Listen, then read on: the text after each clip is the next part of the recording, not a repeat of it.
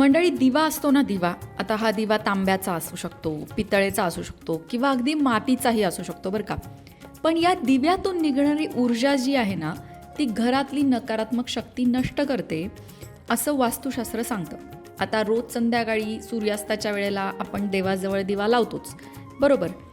पण घरात अशा काही जागा आहेत ना, विशिष्ट जागा, म्हणजे वास्तुशास्त्रात त्याचा उल्लेख आहे बरं का, की त्या विशिष्ट जागेत जर तुम्ही संध्याकाळच्या वेळेला दिवा लावलात आणि तो विशिष्ट प्रकारचा दिवा लावलात, तर त्याचा काही खास परिणाम तुमच्या कुटुंबावर, तुमच्या आरोग्यावर, त्याचबरोबर तुमच्या आर्थिक स्थितीवर सुद्धा होतो. आता हे फक्त ऐकून माहीत असणं गोष्ट वेगळी, पण याचा अनुभव घेऊन बघायला काहीच हरकत नाही. नक्की काय करायचं आहे ते बघूया. कसं आहे ना, कुठल्याही शास्त्राला नावं ठेवण्याआधी त्यातले नियम किंवा त्यात सांगितलेले उपाय आपण श्रद्धा भक्तीने आणि त्यात सांगितलेल्या नियमांप्रमाणे करून बघितलेत का, हा महत्त्वाचा प्रश्न असतो. तर असाच आजचा वास्तुशास्त्राचा जो एक नियम आहे किंवा वास्तुशास्त्रात सांगितलेला एक उपाय आहे, तो तुम्ही करून बघू शकता.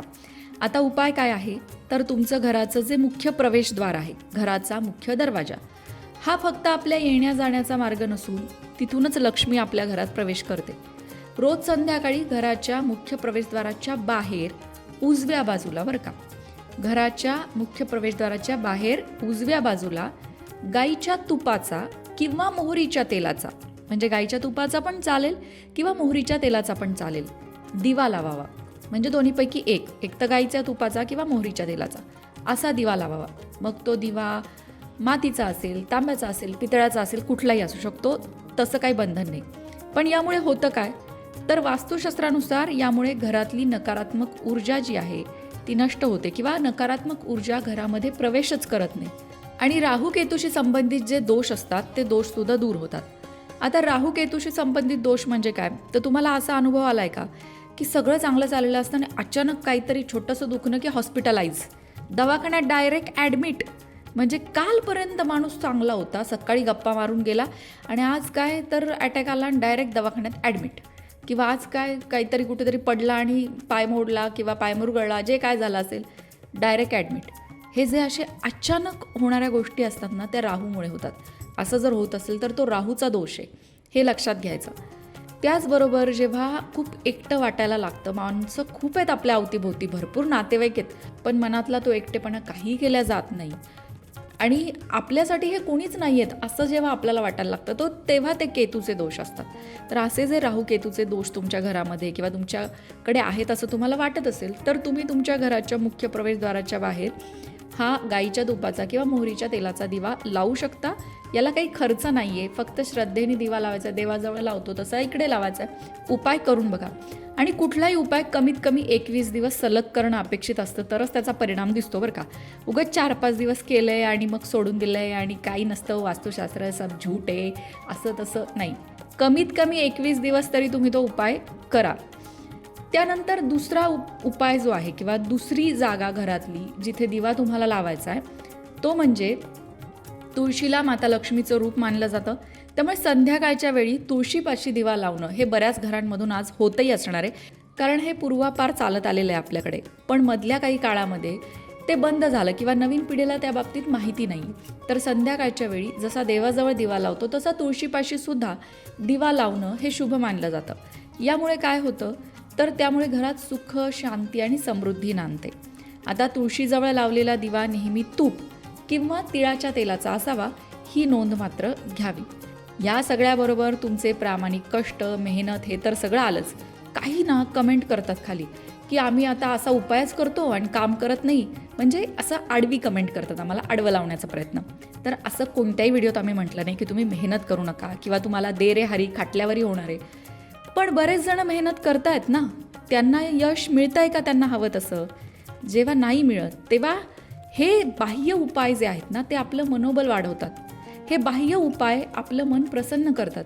कारण सकाळपासून संध्याकाळपर्यंत मेहनत घेणारा, ऑफिसला रोज जाऊन काम करणारा व्यक्ती जेव्हा प्रमोशन त्याचं डावाललं जातं किंवा घरामध्ये आपण खूप काम करतो पण घरातल्यांना आपली किंमत नाही आहे, आपल्याला महत्त्वाच्या गोष्टींमध्ये विचारलं जात नाही, तेव्हा उदासी येते की नाही.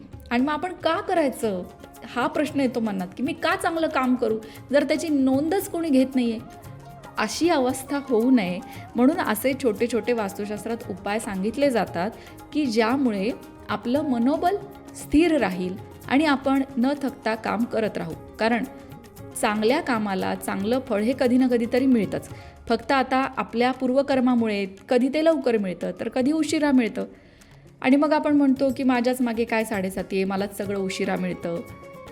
ती पूर्वकर्म असतात, बरोबर. पण आपण आपल्या पूर्वकर्माचं प्राक्तन भोगून पुढे जाण्यासाठी हे छोटे छोटे उपाय नक्कीच आपल्याला मदत करतात, मनोबल वाढवतात.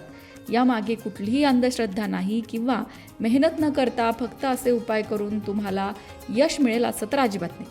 आता एक घराचा महत्त्वाचा कोपरा आहे, तो म्हणजे घराचा ईशान्य कोपरा. म्हणजे घराची पूर्व आणि उत्तर या 2 दिशांच्या मधला कोपरा जो असतो त्याला ईशान्य कोपरा म्हणतात. आता हा जो ईशान्य कोपरा आहे ना, हा देवाचा कोपरा मानला जातो. बऱ्याच जणांचं देवघर तिथे असतं, पण जरी तुमचं देवघर तिथे नसेल तरीसुद्धा त्या कोपऱ्यात संध्याकाळच्या वेळेला एक तुपाचा छोटासा दिवा लावून त्यात जर चिमूटभर हळद टाकली तर त्यामुळे लक्ष्मी प्राप्ती होते, बँक बॅलन्स वाढू लागतो, घरात सुखसमृद्धी येते. जर पैसा टिकत नसेल अशी तुमची समस्या असेल तर हा उपाय करून बघा. पण तुमच्या त्या ईशान्य कोपऱ्यात देवघर नाही आहे, पण काही दुसरी खिडकी आहे, त्याला मोठे मोठे पडदे आहेत, असं काही असेल तर तो दिवा लावताना जरा सांभाळून, नाहीतर काही दुर्घटना घडू शकते. म्हणून छोटासा दिवा लावायचा आहे आणि सुरक्षित जागा बघून तो लावायचा आहे. त्यानंतर चौथी जागा म्हणजे वास्तुविज्ञानानुसार स्वयंपाकघर हे माता अन्नपूर्णेचं स्थान आहे. संध्याकाळी स्वयंपाकघरात जिथे पाण्याचं भांडं किंवा पाण्याचा स्रोत आहे तिथे एक छोटा दिवा, मोहरीच्या तेलाचा दिवा लावावा. यामुळे काय होतं, पितृदोष दूर होतो, घरात कधीही अन्नधान्याची कमतरता भासत नाही, पैशांची कमतरता भासत नाही.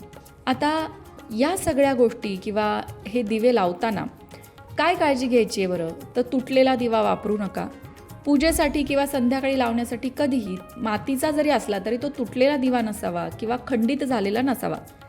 दिवा लावल्यानंतर तो किमान पाऊण तास किंवा 1 तास चालू राहील एवढं तूप, एवढं तेल त्यात असावं आणि हवेमुळे दिवा विझणार नाही याची काळजी घ्यावी. दिव्याची ज्योत नेहमी पूर्व किंवा उत्तर दिशेकडे असावी, कारण दक्षिण दिशेकडे ज्योत असली तर ती पितृकार्यासाठी असते. त्यामुळे लक्ष्मी पूजनासाठी आपण किंवा लक्ष्मी प्राप्तीसाठी जेव्हा आपण दिवा लावतो तेव्हा त्याची ज्योत जी आहे ती पूर्व किंवा उत्तर दिशेकडे असावी. या काही छोट्या छोट्या गोष्टी आहेत. घरात सगळ्याच जे 4-5 ठिकाणं आहेत तिथं सगळीकडेच दिवे ठेवून द्या असं अजिबात नाही. तुमची समस्या काय आहे त्यानुसार जागा निवडा आणि तिथे दिवा लावा. रोज जर तुम्ही ठरवलं की ईशान्य कोपऱ्यात लावायचा तर रोज ईशान्य कोपऱ्यातच लावा. 21 दिवस सलग करा. काही काळ केल्यानंतर परिणाम दिसला तर तुम्ही ते कंटिन्यू करू शकता, सातत्य त्यामध्ये ठेवू शकता. पण जर तुम्हाला त्याचा परिणाम नाही दिसला तर तुम्ही ते बंदही करू शकता. त्यात तुमचं कुठलंही नुकसान होणार नाही. शेवटी जिथे श्रद्धा असते तिथेच चमत्कार असतो, हे खरं. अशाच प्रकारच्या माहितीपूर्ण व्हिडिओंसाठी लोकमत भक्ती चॅनलला सबस्क्राईब करा आणि बेल आयकॉनवर सुद्धा क्लिक करा, म्हणजे आमच्या नवनवीन व्हिडिओचं नोटिफिकेशन तुम्हाला मिळत राहील. तसंच योग्य आध्यात्मिक मार्गदर्शनासाठी लोकमत भक्तीच्या फेसबुक पेजला फॉलो करायला विसरू नका.